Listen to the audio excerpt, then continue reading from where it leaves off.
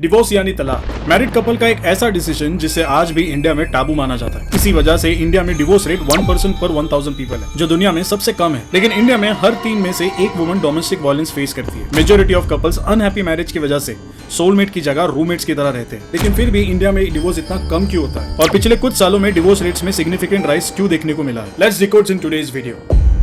India में divorce rates कम होने का सबसे बड़ा रीजन है financial dependency. National family health survey की एक रिपोर्ट के अनुसार 15 से 49 एज ग्रुप की सिर्फ 32% मैरिड वुमन एम्प्लॉयड है, जबकि मेल्स के केस में ये नंबर 98% है। ऐसे में किसी वुमन को सबसे ज्यादा डर होता है फाइनेंशियल इंडिपेंडेंसी का, क्योंकि आज भी भारत के कई हिस्सों में ऐसा माना जाता है कि बेटियां पराया धन होती है। ऐसे में किसी लड़की को अपने मैरिड लाइफ में काफी मुश्किलें भी फेस करनी पड़े, लेकिन वो डिवोर्स जैसा बड़ा कदम नहीं लेना चाहती, क्योंकि उसे लगता है कि ऐसा करके मैं अपने पेरेंट्स पर बोझ बन जाऊंगी। अब एम्प्लॉयमेंट रेट कम होने का सबसे बड़ा रीजन है फैमिली प्रेशर। कई वुमेन्स चाहते हुए भी शादी के बाद जॉब नहीं कर सकती। एक रिपोर्ट बताती है कि 50% अर्बन वुमन तो दिन में एक बार भी घर से बाहर कदम तक नहीं रख पाती, क्योंकि वो हमेशा घर के काम में उलझी रहती है। सेकंड रीजन है चिल्ड्रन। इंडिया में पेरेंट्स हमेशा खुद से ज्यादा बच्चों को अहमियत देते हैं, और कई बार तो एक वुमन रिश्ते में खटास होने के बावजूद अपने हस्बैंड की फैमिली के साथ इसीलिए रहती है ताकि उनके बच्चों की लाइफ पर कोई इम्पैक्ट ना आए। थर्ड मोस्ट इंपॉर्टेंट रीजन है सोसाइटी प्रेशर। एक स्टडी के मुताबिक भारत में हर तीसरी महिला अपने हस्बैंड के वायलेंस को फेस करती है,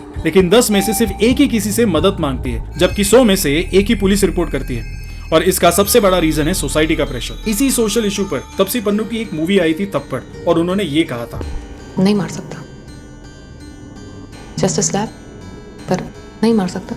लेकिन तापसी की इस बात पर एक कॉमन इंडियन हाउसवाइफ का ये रिएक्शन था, सही बात नहीं है, गलत बात है, लेकिन गलत होएगा तो थप्पड़ उठा भी सकता है, और एक थप्पड़ के लिए तलाक तो नहीं दे सकता है ना। इसी सोच की वजह से एक औरत अपने आप पर जुल्म सहती रही, लेकिन डिवोर्स उठाने का कदम नहीं उठा सकती। और जब कोई औरत हिम्मत करके डिवोर्स लेती भी है तो उसके ऊपर डिवोर्सी का टैग लगा दिया जाता है, और समाज उन्हें अलग नजर से देखते हैं। इन्हीं रीजंस की वजह से 76% लिटरेसी रेट होने के बावजूद इंडिया में डिवोर्स रेट्स इतना कम है। लेकिन अब जमाना बदल रहा है।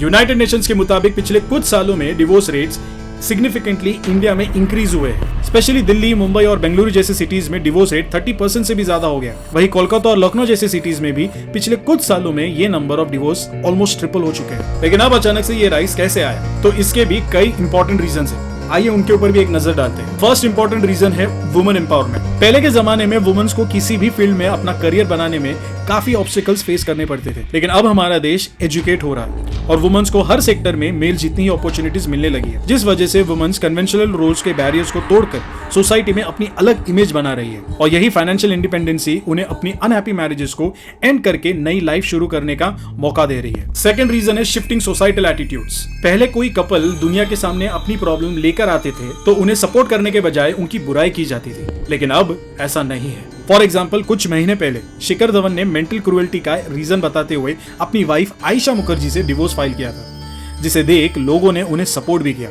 और कोर्ट ने भी डिवोर्स ग्रांट कर दिया। लेकिन अगर यही बात आज से 20 साल पहले हुई होती तो लोग शिखर धवन का मजाक उड़ाते हुए ये कहते कि इससे अपनी बीवी नहीं संभाली जाती तो ये क्रिकेट क्या खेलेगा। थर्ड रीजन है अर्बनाइजेशन एंड चेंजिंग लाइफस्टाइल्स। आज के समय में कपल्स अपनी मैरिड लाइफ को अपने शर्तों से जीते हैं। हस्बैंड वाइफ दोनों फाइनेंशियली इंडिपेंडेंट होने लगे हैं और हाउस ड्यूटीज को भी बारी बारी से बांटने लगे हैं, जिससे मैरिज में अंडरस्टैंडिंग तो बढ़ी ही है। साथ ही अगर कोई अपनी मैरिड लाइफ में खुश नहीं है तो हस्बैंड एंड वाइफ दोनों एक दूसरे की खुशी के लिए डिवोर्स लेकर इंडिपेंडेंट लाइफ जीने का रास्ता चुनते हैं।